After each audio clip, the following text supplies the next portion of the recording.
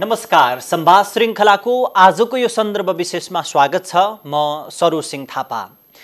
करिब 2 वर्षदेखि प्रतिनिधि सभाको समितिमा विचाराधीन अवस्थामा रहेको अथवा छलफलको क्रममा रहेको नागरिकता विधेयक सुशासन समितिले बहुमतका आधारमा पारित गरेसँगै प्रतिनिधि सभामा पठाइसकेको छ। तर प्रतिपक्षी दल नेपाली कांग्रेस र अर्को प्रतिपक्षी दल जनता समाजवादी पार्टीले भने विरोध जनाइरहेका छन्। त्यसमा विरोध जनाइरहेको एउटै कारण छ कि वैवाहिक अंगीकृत नागरिकताको सन्दर्भ अर्थात् विदेशबाट विवाह गरेर ल्याइएकी बुहारीलाई 7 वर्ष पछाडि नागरिकता लिन पाउने प्रावधानको विषयमा चर्को विरोध भइरहेको छ। साच्चै जुन नेपालमा वर्षौंदेखि यो पिलिएको समस्या, हरेक खाले राजनीतिक परिवर्तनहरू सँगसँगै उठ्ने नागरिकता विषय हामी बहसमा चाहिँ ल्याउँछौँ, तर यसको छिनोफानो किन गर्न सक्दैनौँ? साँच्चै के यसपटक आएको नागरिकता विधेयकले जसरी मधेस केन्द्रित दलहरूले जुन विरोध जनाइरहेका छन्, हाम्रो भारतसँगको जुन एक किसिमको सांस्कृतिक सम्बन्धमा दरार पैदा गर्नका लागि यो विधेयक आउँदैछ भने जस्तै हो, वा यो राजनीतिक मुद्दा मात्रै हो? यिनै र यस्ता विषयमा केन्द्रित रहेर आज हामी संवाद गर्दैछौँ र मसँग छलफलका लागि जनता समाजवादी पार्टीका नेता डाक्टर शिवजी यादव हुनुहुन्छ। उहाँसँग हामी यिनै र यस्ता विषयमा मूलतः केन्द्रित रहेर संवाद गर्दैछौँ। सर, स्वागत छ। आराम हुनुहुन्छ? ठीक छ, ठीक छ। सबैभन्दा पहिले त जुन यो विधेयकका विषयमा तपाईको पार्टीबाट नेताहरूले जसरी विरोधका शब्दहरू प्रस्तुत गरिरहनु भएको छ, त्यो पार्टीकै आधिकारिक धारणा हो कि व्यक्तिहरूको त स्वेच्छाले बोलिराखेका विषय हो? सरोजी, यो चाहिँ धारणा, पार्टीकै धारणा हो। किनभनेदेखि नागरिकताको विषयमा संविधान सभाको बेलादेखि नै यी सब कुरा आइरहेको हो। यसलाई चाहिँ बढी सर्वस्वीकार्य बनाऊ, यो चाहिँ हाम्रो दलको र अहिले त जनता समाजवादी भइसकेपछि यसमा समाहित भएका दुईटै जुन दल छन्, यी सब दलको चाहिँ नि मुख्य मुद्दाकै रूपमा यसमा नागरिकता सम्बन्धित थियो। धेरैले नागरिकता पाएको थिएन, त्यसलाई व्यवस्थित गर्नु पर्यो। यो चाहिँ दलकै पुरानै आफ्नो त्यो हो, व्यक्तिगत त्यो होइन। त्यसो त यो दलको धारणा हो। यदि यो दलको धारणा हो भने अहिलेको यो विधेयकमा तपाईहरुले विरोध गर्नुपर्ने कारण के हुन्? मलाई बुदागत रूपमा 1-2 गरे होइन। अब यसमा चाहिँ नि त्यही त, यो चाहिँ दलको धारणा हो। तर जुन यो कुरो चाहिँ विरोध गर्नुपर्ने किन भन्ने कुरो भन्नुभयो, त्यो विरोधको लागि त यो अन्तरिम संविधानमा संविधान जारी गर्ने बेलामा यो कुरा लगभग मिलिसकेको थियो। त्यतिखेर अन्तरिम संविधानमा जुन प्रावधान थियो, यसलाई यही किसिमले संविधानमा लगाउँ भनेर सहमति भएका कुरा, सबैको सहमति गरेर बनेको अन्तरिम संविधानको विधानलाई नै त्यसैले अगाडिको संविधानमा इन्डोर्स गरौँ भन्दाखेरि त्यहाँबाट संविधान जारी गर्ने बेलामा जारी गर्ने दलहरूले जुन किसिमले यसलाई त्यहाँबाट फरक किसिमले भनौँ अहिले जुन गरेका छ त्यो हिसाबले गर्दै लाने भन्ने लाइनमा गयो।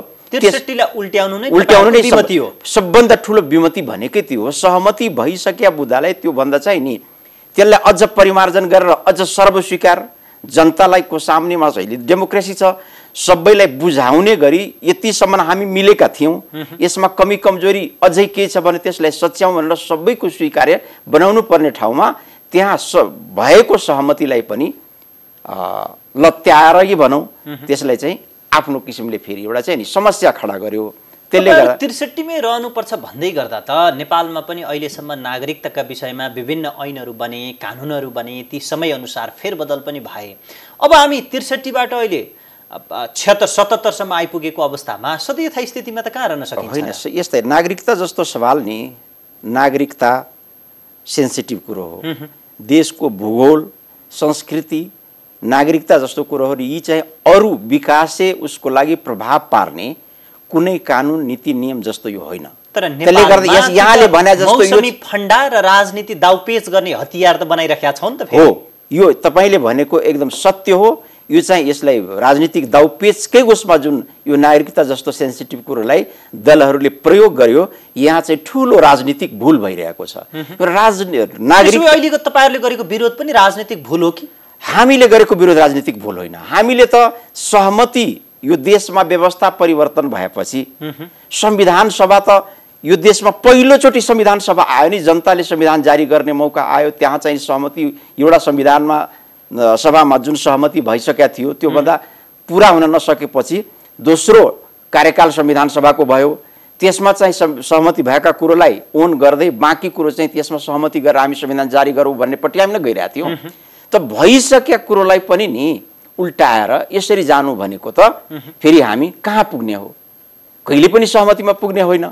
त्यसले गर्दा यहाँ चाहिँ नि समस्या त्यहाँबाट सुरु भयो र अहिले आएर त्यही जुन दलहरूले संविधान जारी गरे तिनीहरूले अझ त्यसलाई राजनीतिक मुद्दा, अहिले यसलाई साँच्ची भन्नुहुन्छ भनेदेखि हाम्रो दलभन्दा पनि काङ्ग्रेसले बढी यसलाई अहिले छिटो यो बेलामा चाहिँ यो ल्याउन, यहाँले भन्नुभयो नि सुरुमा व्याख्या गर्ने बेलामा 2 वर्षदेखि यो कुरो विचाराधीन थियो। विचाराधीन भइरहेको कुरो अहिले राज्य व्यवस्था तथा सुशासन समितिमा त्यहाँ विचाराधीन थियो भनेपछि त्यो कुरो त्यहाँ चाहिँ छलफलका विषय छँदै थिए, परिमार्जन भएर सहमति भएको र सहमतिमा त्योभन्दा अझ अगाडि फरवर्ड किसिमले आउनुपर्ने ठाउँमा यो हिसाबले अहिले विधेयक ल्याइसकेपछि त अब त्यही जनताको प्रतिनिधि समितिबाट पास गरेर ल्यायो। कुनै सरकारले मात्र ल्याएको त होइन, अहिले त जनताको प्रतिनिधि समितिले ल्याएको हो भनेपछि यसलाई सरकारलाई जुन दोष दिइरहेछ सरकारको पनि दोष त्यसमा चाहिँ नि म देख्दिनँ। काङ्ग्रेसले राजनीति गरेको देख्नु भने यहाँ चाहिँ मैले 100% यहाँ चाहिँ काङ्ग्रेस माले नेकपा र काङ्ग्रेस दुईटैको, नेकपाको पहिलेदेखिको उनीहरूको यो अडान थियो र यसमा चाहिँ काङ्ग्रेसले पनि अहिले त्यसमै यो चाहिँ विधेयक बहुमतले पारित हुनुमा कतै कतै काङ्ग्रेसको पनि घुमाउरो साथ छ भन्दै हुनुहुन्छ यहाँले। भर्खर मैले अस्ति यस्तै कार्यक्रममा त्यो जुन पास भयो त्यही दिनको प्राइम टिभीमा ऋषि धवलाजीसँग आनन्द दाई, काङ्ग्रेसको आनन्द दाई र आनन्द ढुङ्गाना र नेकपाको नवराज सिलवालजी, मानिज नवराज सिलवालजी, दुईजनाको बहस मैले सुनेका थिएँ। उहाँहरू राज्य व्यवस्थाका मानिस हुन्, सदस्य हुनुहुन्छ र आनन्द दाई त झन् पुरानो उहाँ संसदीय अभ्यासमा त पुरानो नेता हुनुहुन्छ, बनिसकेको व्यक्ति। उहाँहरूको दुईजनाको बहस सुन्दा त्यहाँ त क्लियर नवराजीले क्लियरै कट भन्नुभयो नि। काङ्ग्रेसले पनि नि अब यो हामीले चाहिँ नि नोट रिसेन्ट लेख्छौँ गर्नुहोस् भन्ने किसिमको उहाँहरूको त सहमतिबाटै भएको हो। त्यसो भए काङ्ग्रेसको चपाउने दाँत र देखाउने दाँत फरक चाहिँ किन भयो त? यता बाहिर त हामी 63मै फर्किनुपर्छ भनेर काङ्ग्रेसले निर्णय गरिसकेको अवस्था छ भने काङ्ग्रेसले आफ्ना विभिन्न रङ चाहिँ मौसमी रङ किन फाल्यो त? रङ फालेको मुख्य कारण के हो भनेदेखि उहाँहरू लामो समयदेखि सत्तामा पुग्न नसकेको र आउँदो भविष्यमा पनि उहाँहरूको जनआधार जुन छ नि मधेस हो। मधेसमा अहिले जसपा बनिसकेपछि एक छत्र मधेसका जनता अब अहिले साइकोलोजिकली जनता समाजवादीको पक्षमा देखिसकिएको छ। यसलाई राजनीतिक दाउपेच अनेक लगाएर मधेसमा सहमतिबाट फेरि त्यहाँ एक किसिमको आफ्नो हैसियत कायम राख्ने, आफ्नो हिस्सा ओगट्ने, राजनीतिक दलको भागबण्डा जस्तो गरेर एउटा त्यस्तो किसिमको वातावरण बनाउनलाई यसैलाई राजनीतिक फन्डा बनाएर आन्दोलन जस्तो वातावरण क्रिएट गरेर त्यहाँ उपस्थित गराएर जनताको लागि हामी, मधेसको लागि हामीले लडिरहेछौँ भन्ने खालका कुराहरू। यदि पास नभएको खण्डमा सामान्य विरोध हुने भयो, पास गराइदिसके पछाडि त यति धेरै विरोध हुने भयो कि बलेको आगोमा घिउ थप्न पाइयो भन्ने काङ्ग्रेसको मात्रै त्यति योजना हो? काङ्ग्रेसको त्यो भन्दा नि चुनावी दाउपेच भन्दा बढी योजनै छैन। उनीहरूको एकदम आफ्नो अस्तित्व कायम गर्नलाई जुन किसिमले अहिले डिप्रेसनको अवस्थामा देखिएको छ नि काङ्ग्रेस, हाउसमा पनि डिप्रेसनको अवस्थामा देखिएको छ, प्रतिपक्षको भूमिका निर्वाह गर्न सकेको छैन।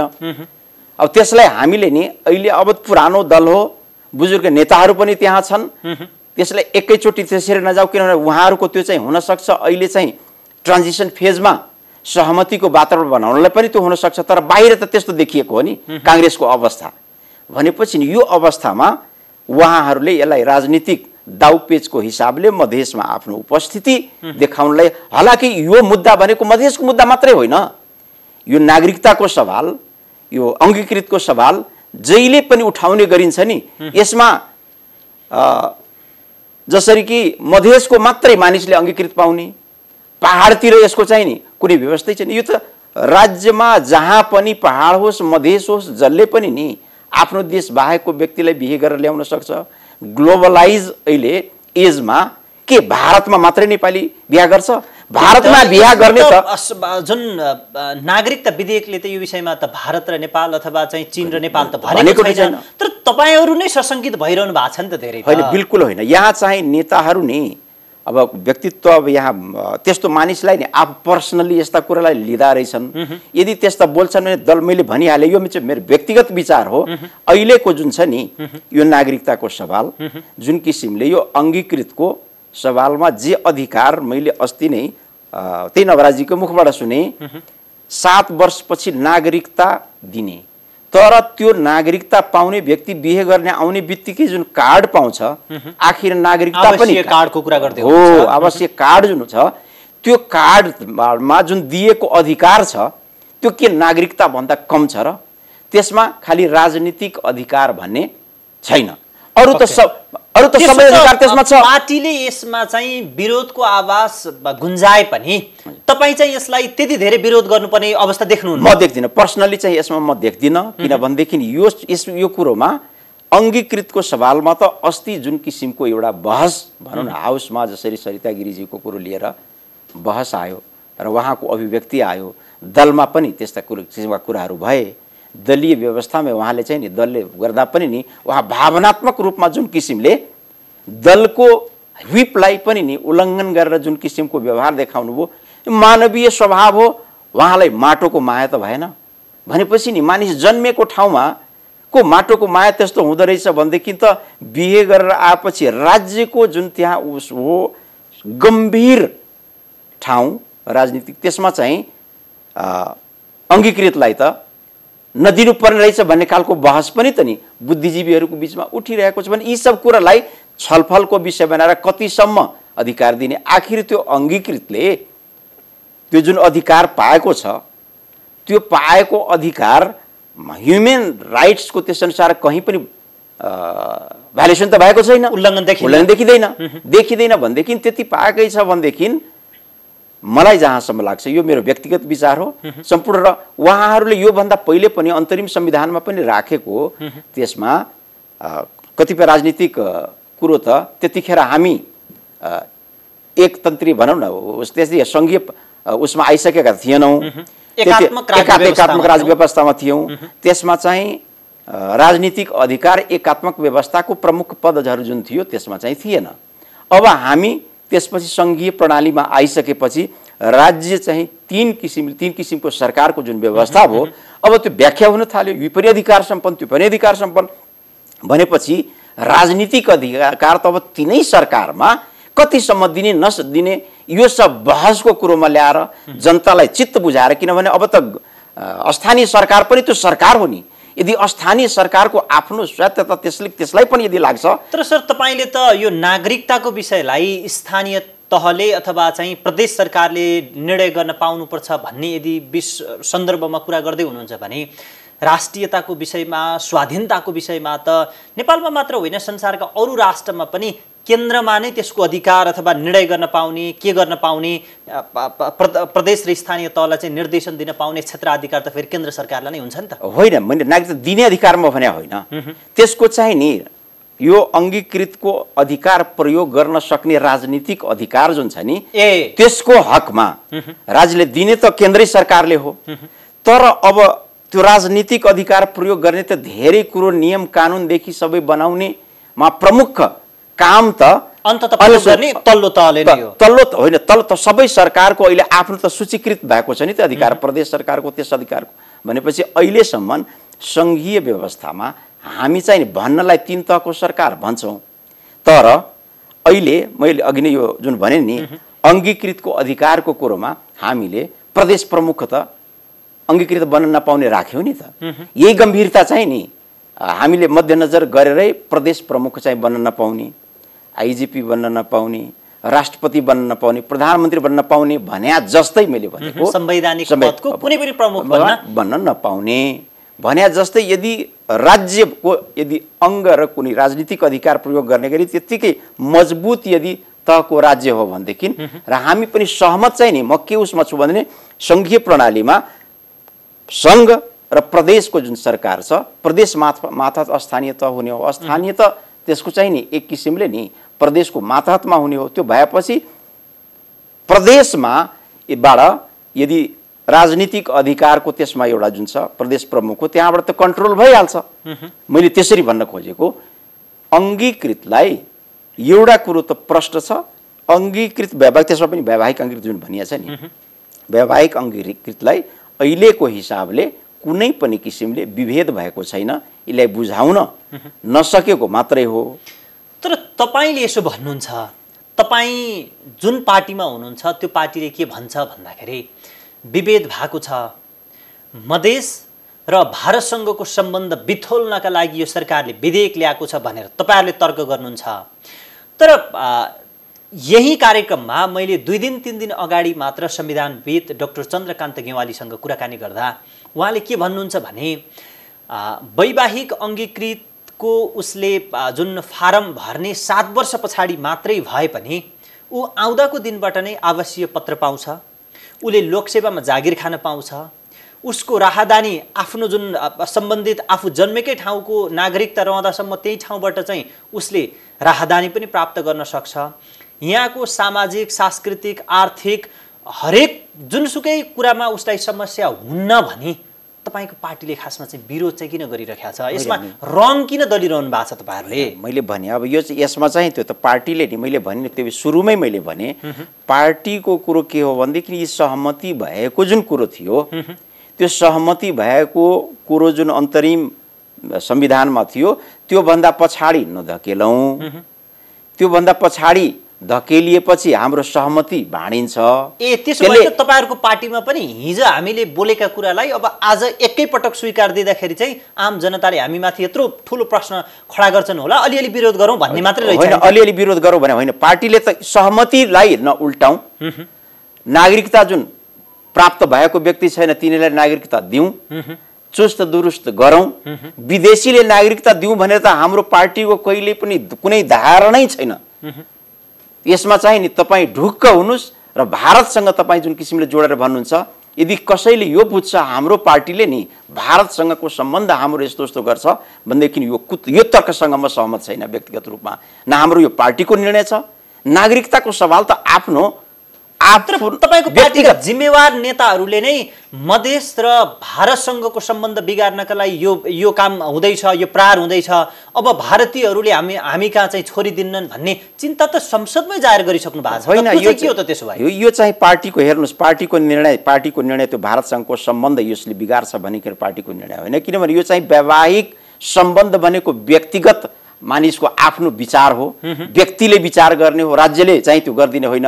र यो सब चाहिँ नि अहिलेसम्म यसरी आएको किन हो भनेदेखि हाम्रा लामो समयदेखि भौगोलिक अवस्था यस्तो, हाम्रो केन्द्र काठमाडौँ, हामी मधेसको आम नेपाली जनता मधेसको भूभागमा बस्ने, तराईमा बस्ने, तिनीहरूको विभिन्न यातायातको असुविधाले आउने जाने सम्पर्क बिहेबारी सबै चाहिँ नजिकमा त्यहाँ भइरहेको, अथवा काठमाडौँसँग सम्बन्ध रीतिरिवाज विविध कारणले फरक पारे होला नभएकोले त्यतापट्टि भएकोले ती सब थियो। तर त्यो सब कुरो यो विकासको चरणमा जब विकास हुँदै गयो, सम्पर्क सम्बन्ध बन्दै गयो, यो 25-30 वर्षको अन्तरालमा त यो सब कुरो धेरै पहिला भन्दा अहिले सुधार भइसकेको छ र पहिलाको स्थितिभन्दा अहिले त्यही बिहेबारीको चलन पनि भारतभन्दा आफ्नै देशमा चाहिँ नि बढी हुने अवस्था भइसकेको छ। अहिले त तपाईँ साँच्ची भन्नुहुन्छ भनेदेखि भारतको चेली ल्याउनु भन्दा सकभर आफ्नै यतातिरको चाहिँ चेली ल्याउँ, आफ्नो छोरी भारतमा दिनुभन्दा यतैपट्टि दिउँ भन्ने किसिमको मनोविज्ञान भइसकेको छ। त्यसले गर्दा यो चाहिँ सामाजिक यी सब व्यवस्था, देशको आफ्नो आर्थिक व्यवस्था, आफ्नो चाहिँ विकास निर्माण, यो सबैले आफै परिवर्तन भइरहने चिज हो। त्यसले गर्दा यसलाई जुन भारतलाई दोष देखाउने गर्छ, भारतले यस्तो गर्यो, भारतको सम्बन्धमा यस्तो गर्यो, न भारतको राज्यको चाहना छ र नेपालको राज्यको चाहना त्यस्तो छ, यस्ता रङ दिनु भनेको यो चाहिँ नि अदूरदर्शिता हो। यसरी कुनै नेताले भन्छ भने त्यो नेताको व्यक्तिगत विचार हो। दलले त कसरी यसरी भन्न सक्छ? कुनै व्यक्तिको विचारलाई, व्यक्तिको व्यवहारलाई, त्यो संस्कृतिलाई जोडेर दलले यस्तो निर्णय गरेर भारतसँगको सम्बन्ध कहाँ छ र भारतले नि भारतले बिहा गराइदिने हो र नेपाललाई, ल मेरो चेलीले भने त्यो भारत राज्यले गराइदिने हो र होइन नि? त्यो नेपालका हरेक आन्दोलन पछाडि वितरण गरिएका नागरिकता, पटक पटक चाहिँ स्थापित गरिएका नेपालका कट अफ डेट हेर्दाखेरि त यो नागरिकताको विषय त अथवा नेपालमा हुने ठुला राजनीतिक परिवर्तनहरू पनि अन्ततः भारतको नेपालमा भारतबाट विवाह गरेर आएकी जुन बुहारीलाई नागरिकता दिने सम्बन्धसँग जोडिएको छ। वैवाहिक मात्र होइन कि अर्को अङ्गीकृत नागरिकतासँग पनि यो चाहना सबैभन्दा जोडतोड रूपमा जोडिएको छ भनेर आलोचना गर्छन् नि त। होइन, अब यो चाहिँ हो भएको के भनेदेखि अहिलेसम्म हो तपाईँले जुन भन्नुभएको छ नि, भारत हामीभन्दा पहिला डेमोक्रेसी त्यहाँ आएको हो। त्यहाँ चाहिँ वाक स्वतन्त्रता, अभिव्यक्ति यो सबै दिने व्यवस्था त्यहाँ चाहिँ नि हामीभन्दा पहिला आएकोले त्यहाँका चेलीहरू अलि टाठा बाठा बिहा गरेर आएपछि यहाँ हाम्रा जुन छ नि मधेसका चेलीभन्दा पनि राजनीतिक हिसाबले विभिन्न ठाउँमा अगाडि आएको प्रश्न देखियो। त्यो छर्लङ्ग छ। त्यसले गर्दाखेरि यी सब कुरोहरूको त्यो प्रभाव त्यसरी परेर त्यसरी मानिसले व्याख्या गर्न लागेको हो। तर एउटा कुरो तपाईँ प्रश्न हुनुहोस्, यो कुरोमा जोडेर मधेसको जनता र मधेसमा बिहा गरेर भारतबाट आएको चेली जुन भन्नुहुन्छ त्यसलाई मात्रै औँला देखाउनु भन्दा नि बढी पहाडी मूलका पहाडमा भएका चेली बेटी अथवा त्यस्ता नि तिनीहरू यसमा चाहिँ नि बढी त्यो भन्दा तपाईँले केलाउँदै जानु छ। तर देखाइयो किन भनेदेखि अहिलेसम्म राज्यमा उपस्थिति पहाडी मूलको, उपस्थिति कम तराईको, राजनीतिक खेल खेल्ने मैदान नै मधेस भनौँ न एक हिसाबले भन्दाखेरि कतिपयले अहिले मधेस केन्द्रित दलहरू लक्षित गरेर के तर्क गर्छन् भन्दाखेरि त्यो समाज जुन विभिन्न उत्पीडनको हिसाबले भनौँ, त्यो शिक्षाको कुरा होला, चेतनाको होला, आर्थिक अवस्था होला, विविध कारणले गर्दा दाइजोको पीर, दाइजो जस्तो कुप्रथाको कारणले गर्दाखेरि चाहिँ छोरीलाई धेरै पढायो भने धेरै दाइजो दिनुपर्छ भन्ने विडम्बना, अथवा चाहिँ त्यो समस्याको कारणले गर्दा नपढाउने, अथवा उसको जीवनप्रति त्यति धेरै जुन चेतनशील नबनेको जुन समाज आज त्यही छोरीको जिन्दगीप्रति त्यति ख्याल गर्न नसकेको अथवा शिक्षा दीक्षा दिन नसकेको समाज आज त्यही भारतमा बिहे गरेर जाँदा त्यो छोरीले नागरिकता पाउने अवस्था छैन, राजनीतिक पहुँचमा पुग्न सक्ने अवस्था पनि छैन, नागरिकता लिन सक्ने पनि त्यति सजिलो अवस्था छैन। तर त्यही भारतबाट लिएर आएकी बुहारीलाई राजनीतिक जुन पद दिनुपर्छ अथवा अवसर दिनुपर्छ, एक हातमा सिन्दुर र एक हातमा चाहिँ नागरिकता दिनुपर्छ भन्ने विषयमा यी तराईका पार्टीहरू किन लागिरहेका छन् भन्ने प्रश्न किन छ तपाईँहरूप्रति?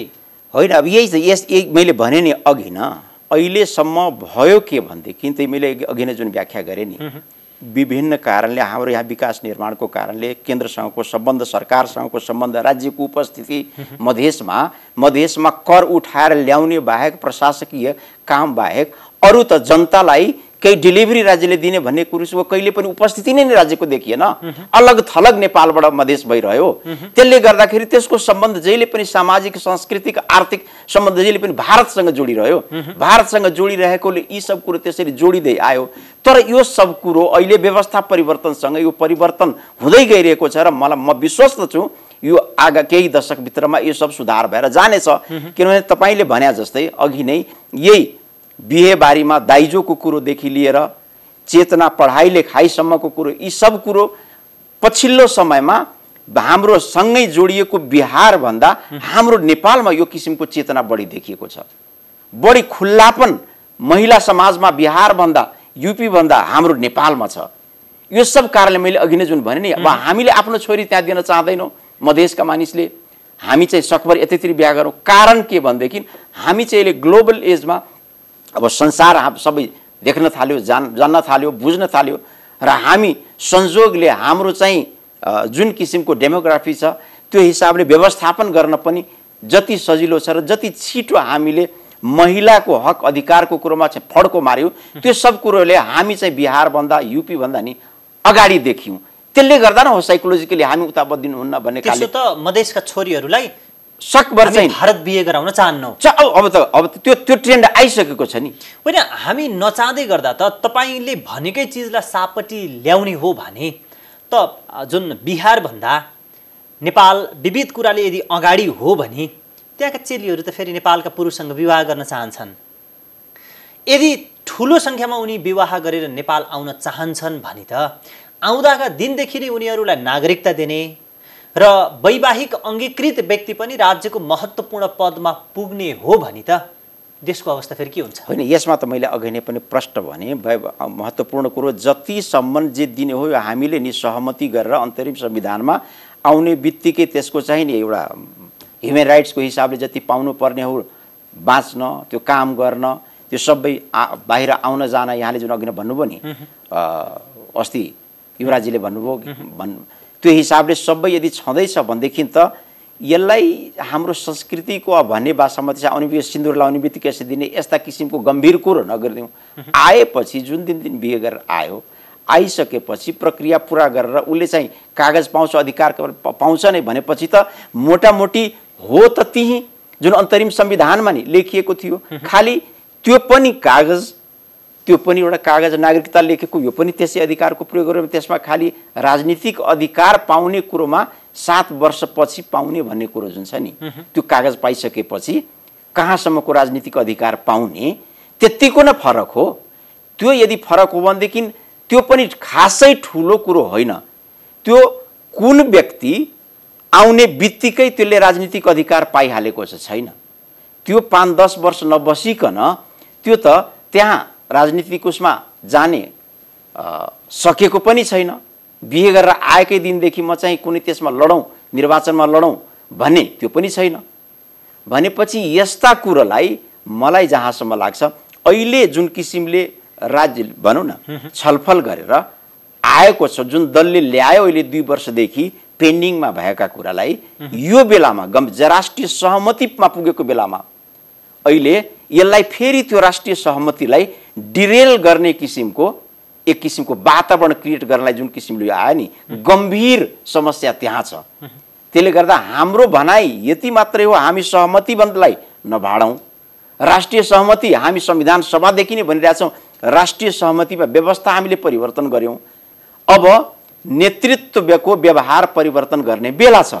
यो नेतृत्वको व्यवहार परिवर्तन गर्ने बेलामा हामी फेरि यी सब कुरोलाई बल्झाएर सहमतिमा पुगेको कुरोलाई फेरि हामी यहाँ एउटा आन्दोलनको रूप दिएर, तरङ्ग दिएर फेरि यो कुनै किसिमले यस्तो अहिले कोभिडले थलथलो भएको संसार, सानो इकोनोमी भएको नेपाल, जो टुरिज्ममा चाहिँ डिपेन्ड थियो, टुरिज्म धराशायी भएको अवस्था, यस्तो अवस्थामा यति गम्भीर बेलामा हामी किन बुद्धि नपुर्याएको, किन यस्ता कुरोमा चाहिँ हतारिएको, किन यसरी चाहिँ हतार गरेर ल्याएको, यस कुरामा ध्यान दिनु पर्दैन। हाम्रो पार्टीको ध्यान त्यहाँ छ।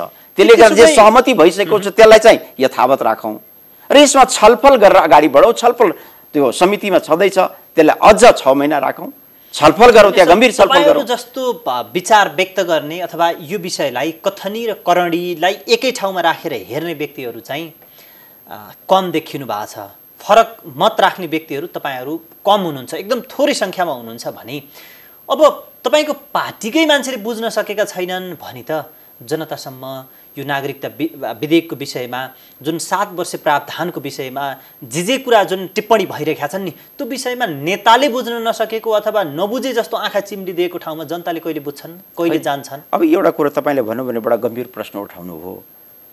यहाँ सबभन्दा यहाँले सरोजी सबभन्दा यहाँ समस्या देख्यो नेतृत्वकै। अहिले समस्या छ, नेतामा समस्या छ, नेतृत्वमा समस्या छ। यहाँ अहिले नेतृत्व नै नेताले हो, नेतृत्व नेता समस्या छ। अहिले व्यवस्था परिवर्तन भयो, त्यत्रो 100औं वर्षदेखिको त्यो व्यवस्था ढालियो, व्यवस्था परिवर्तन भयो, गणतन्त्र आयो, कति काम गर्नुपर्ने छ, त्यस्तो चाहिँ नि राष्ट्रिय सहमति पुग्न लागेको कुरो चाहिँ नि त्यो डिरेल भएर त्यस्तो आन्दोलन भएर पनि संविधान जारी भयो। संविधान जारी भइसकेपछि निर्वाचन भयो, निर्वाचनमा इमानदारी साथ जनताले भोट दिए। 5 वर्ष न हो जुन भावनाले संविधान सबैले भनौँ न जति प्रतिशतले कम्तीमा अब थाई सरकार होस् भन्ने हिसाबले नि कम दल आउने किसिमको थ्रेस होल्ड राखेर सबै गरेर गरे। जनताले चित्त बुझाएर त्यसको गम्भीरता बुझेर भोट दिए, मतदान गरे, आयो। अब यही कुरो जुन छ यो कुरो कहाँ भइरहेछ त? समितिमा भइरहेको छ, त्यही जनताको प्रतिनिधिले गरेको छ। जनताको प्रतिनिधिले 2.5 वर्ष उसको कार्यकाल गइ पनि सकेको छ, 2.5 वर्ष बाँकी छ। यो के थाहै छ त? जनताले यो कुरोलाई स्वीकार गरेन भनेदेखि त यो कानुन त फेरि 2.5 वर्षपछि बदल्न त सकिहाल्छ। भनेपछि यसलाई चाहिँ नि त्यसरी लाइफ एन्ड डेथको सवाल, यसलाई एक देशसँग अर्को देशको सम्बन्धको सवालसँग जोडेर भन्नुपर्ने कुरै छैन। यही चाहिँ हाम्रो अदूरदर्शिता छ। यस्ता किसिमको व्याख्या गरेर हामी आफैले आफूलाई तल झारिरहेका छौँ। हामीले आफ्नै जो परराष्ट्र हाम्रो नीति छ त्यसको चाहिँ नि खिलाफमा हामी चाहिँ नि काम गरिरहेका छौँ। यस्ता किसिमको त आन्तरिक समस्या हो हाम्रो। यहाँ न भारतले हामीलाई नि कुनै किसिमको हस्तक्षेप गरेको छ। भारतले भनेको छ मेरो चेलीलाई चाहिँ नि यति पैसा देऊ भनेर, त्यो त भनेको छैन नि। यो त हामीले नै भनिरहेछौँ नि, हाम्रै आफ्नैले भनिरहेछन् नि। यहाँ चाहिँ नि यो बिहेबारी भारतमा मात्रै हुन्छ र? अब त सम्पर्क सम्बन्ध जति दिल्ली उडान हुन्छ उतिकै पेकिङ उडान हुन्छ, जति चाहिँ उतिकै अब वासिङटन डिसी उडान हुन्छ, क्यानाडा उडान हुन्छ, सबै ठाउँबाट आइरहेछन्। अब त खुल्ला छ। भारतभन्दा बढी त मलाई जहाँसम्म लाग्छ अब त्यस्तै हो भनेदेखि नि अबको 15-20 वर्षमा त भारतभन्दा बढी सम्पर्क अरू देशहरूमा नि वेस्टर्न कन्ट्री बढी छन्। अब त त्यतातिर पो सोच्ने पर्ने भइसकेको छ। तर हामी त्यही वर्षौँदेखिको एउटा मुद्दालाई समाएर बसिरहेका छौँ। त्यसले गर्दा यो चाहिँ नि समयको अन्तरालमा यो चाहिँ समाधान भएर जान्छ नै, म विश्वस्त छु। यसबाट त्यति तरङ्गित हुनुपर्ने छैन। र जुन किसिमले अहिले तुरुन्तै हिजैदेखि जुन किसिमको अब ठाउँ ठाउँमा अब आन्दोलनको अवस्था सृजना गर्ने खालको आँधीबेहरी, कोभिडको यस्तो सिरियस बेलामा राज्यले जहाँ चाहिँ नि लकडाउन नि खुकुलो जनताको चाहना, हाम्रो अर्थतन्त्र सानो भएकोले जुन किसिमको कुसमुकुस भयो त्यसलाई चाहिँ अलिकति मध्यनजर गरेर कतै किसिमको अर्को त्यो नहोस् भने अलि लुज गरेको बेलामा फेरि यसलाई राजनीतिक दलहरूले नै यो किसिमको वातावरण, यसलाई छलफलबाट यसलाई निराकरण गर्ने खालको सहमति गरेर माथिबाट यसलाई समाधान नगर्ने अहिलेको समयमा आन्दोलन अनुपयुक्त हो यहाँले भन्दै हुनुहुन्छ। त्यसो त हामी अर्को विषयतिर प्रवेश गरौँ। अब यो संवादलाई अर्को कुनै श्रृङ्खलामा चाहिँ उठान गरौँला। अब भर्खर मात्रै दुईटा पार्टी एक बनेर जनता समाजवादी पार्टी बनेको छ। साँच्चै एकता प्रक्रिया कहाँ पुर्याउनु भयो? छोटकरीमा बताइदिनुहोस्। सरोजजी, बडा यहाँले जुन भन्नुभयो यो बहुतै लामो समयदेखि सङ्घर्ष गरेर सङ्घीय समाजवादी पार्टी र राष्ट्रिय जनता पार्टी यो दुईटा एक भएको छ। सङ्घर्षले कि परिस्थितिले जुराइदिएको? होइन, यो परिस्थितिले जुराएको होइन। यो चाहिँ साँच्ची भन्नुहुन्छ भनेदेखि संविधान सभाबाट जुन किसिमको यो देशमा विभाजनको रेखा जस्तो कोरियो, यहाँ चाहिँ व्याख्या हुन थाले अतिवाद किसिमकै बाहुन क्षेत्री एकातिर, त्यो बाहेकको चाहिँ नि आदिवासी जनजाति मधेसी अर्कोतिर, यो राज्य चाहिँ तिनीहरूको त्यो भयो। यस्ता किसिमका कुराहरू जुन चाहिँ नि त्यो व्याख्या हुन थाले। यो कसरी जोड्ने त अब दलहरू चल्ने विचारले हो, तर यहाँ व्याख्या अर्का किसिमले हुन थाले। व्यवस्था परिवर्तन भयो, गणतन्त्र पनि आयो, सबै मूल संरचना बने, तर अब जोड्नु पर्ने जुन बिथोलिएको त्यो त्यसलाई हो। त्यसले गर्दा अधिकार सम्पन्न र विभेदमा परेका जुन समुदाय थियो त्यसको जुन भावनालाई समेटिरहेका यी दलहरू थिए, त्यो दलमा राजपाले को कन्सन्ट्रेसन बढी मधेसमा मात्रै थियो, व्यवहार पनि त्यस्तै थियो। र हाम्रो चाहिँ नि मधेसबाट उठान भएर पनि आन्दोलनको नि मधेसी जनअधिकार फोरमबाट उठान भएर हामी जुन किसिमले छोटो समयमा यो कामलाई पहाडसम्म पनि हिमालसम्म पनि जोड्न सक्यौँ, त्यसले गर्दा हाम्रो चाहिँ त्यहाँसम्म पनि सम्पर्क सम्बन्ध भएको त्यो भइसकेकोले अब आदिवासी जनजाति मधेसी सबैलाई जोडेछ र यसलाई एउटा राजनीतिक दल राज्यको बनाउन स्वीकार बनाउन होइन। अब चाहिँ हुँदै होइन। यही जुन भन्ने चलन छ नि यो चाहिँ सरासर गलत हो। र यो कुरो जुन दिनदेखि बहसबाट निकालिन्छ आदि समस्या त्यहीँबाट समाधान हुन्छ। त्यसले गर्दा त्यसको लागि उपयुक्त आधार जनताले तयार गरिदिएको हो, नेताहरूले होइन। जनताको किनभने नेताहरू त उसले आफ्नो म्यानिफेस्टो बनाएर त्यो एउटा सिद्धान्तको हिसाबमा दल बनाउने हो। जनताले त्यहाँभन्दा बढी अगाडि उठेर अहिले त्यो कुरो होइन, यी मुद्दाहरू चाहिँ नि यहाँ चाहिँ टड्कारो छ, अहिले यस्ता बढी सैद्धान्तिक बहसभन्दा पनि यसरी तिमीहरू यी विभेदलाई यसरी अन्त गर, त्यसपछि त्यसमा अगाडि जाउलौ दलको हिसाबले भनेर जनताको प्रेसरले, नत्र भनेदेखि त राजपाको सैद्धान्तिक विचार त झन्डै एक खालको थियो, हाम्रो एक खालको थियो। हाम्रो दलको निर्माणमा बढीभन्दा बढी चाहिँ त्यसको नजिकी। त्यसैले त सर अब जुन पार्टीमा शीर्ष नेताहरूलाई व्यवस्थापन गर्ने काम कसरी भइरहेको छ, अझै पनि मिलिया छैन भन्ने खालको कुरा पनि आउँछ र अबको रूपरेखा भनेको कस्तो हो त, कसरी अगाडि बढ्ने हो? अब सबभन्दा चुरो कुरो भनेको तपाईँले भन्नुभयो यही हो। नेताको व्यवस्थापन भनेको हामीले उदाहरण देखेका छौँ। यो देश लामो समय जनयुद्ध भोगेर त्यत्रा शहादत प्राप्त गरेर आम जनता घरमा चाहिँ खान नपाएका पनि नि कति त्यस्ता जुन छ नि दुई छाक काम गरेर खान आफ्नो छाक टार्नु पर्ने मानिसहरू पनि नि त्यो हाम्रो जनआन्दोलनको बेलामा माओवादी आन्दोलनको बेलामा शहादत प्राप्त गरे। सुरक्षा निकाय आर्मीहरू कति शहादत प्राप्त गरे। झन्डै झन्डै हामी चाहिँ नि गृहयुद्धको अवस्थामा थियौँ। त्यस्तोबाट निकाल्न हामी सफल भएको व्यक्ति एउटा चाहिँ सानो झिल्को जस्तो विप्लवजी जस्तोलाई नि बाँकी राखेर अहिलेसम्म पनि हामीले नि त्यसका केही न तिनीहरू नि भोगिरहेका छौँ। हामी त्यस्ता किसिमका कुरो त्यसलाई उदाहरण लिउँ, त्यस्ता किसिमको चाहिँ त्यो तुसहरू बाँकी नराखौँ, त्यसलाई चाहिँ समेटेर हामी चाहिँ यो एकीकरण गऱ्यौँ भनेदेखि ती सबै मिलाएर जाउँ। त्यो मिलाउने त नेतृत्वले हो, नेताले हो भनेपछि त्यो नेताहरू त्यहाँ चाहिँ नेतृत्वको सवालमा समेटेर लान सक्नु भएन, दूरदर्शिता देखाउनु भयो भनेदेखि फेरि हामी पछाडि धकेलिन्छौँ। तर मलाई जहाँसम्म लाग्छ अहिले बाबुरामजी जस्तो चाहिँ म्याच्योर्ड एउटा नि प्रधानमन्त्री बनिसकेको व्यक्ति वरिष्ठ नेतामा हुनुहुन्छ अहिले हो र उहाँ चाहिँ नि त्यहाँको पनि देख्नु भएको छ। उहाँले नेकपालाई यहाँसम्म ल्याउनु, शान्ति प्रक्रियासम्म ल्याउनु र त्यसको चाहिँ बाँकी त्यहाँका जुन अवशेषहरू छन् ती सब कुरो त उहाँले राम्ररी बुझ्नु भएको छ नि।